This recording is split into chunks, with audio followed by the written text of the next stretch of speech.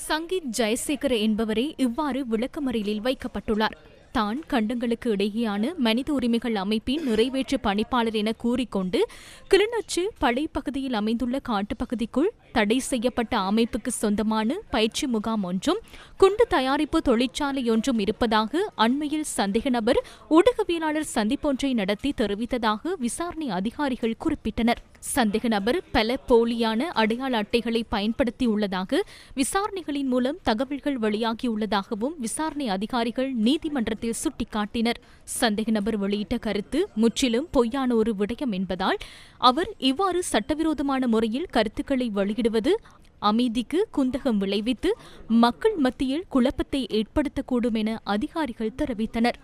அத்துடன் சந்தேக நபர் ஊடகவியலாளர் சந்திப்பில் முன்வைத்த அனைத்து கருத்துக்களையும் அதற்கு மறுநாளே போலீஸ் மா அதிபர் மறுத்திருந்ததாகவும் விசாரணை அதிகாரிகள் தெரிவித்தனர்.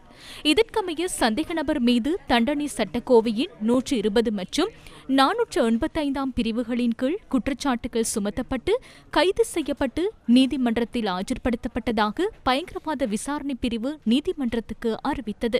விசாரணை குழு ஒன்று கிளிநொச்சி பகுதிக்கு சென்றுள்ளதாகவும் அவர்கள் கூறினர்.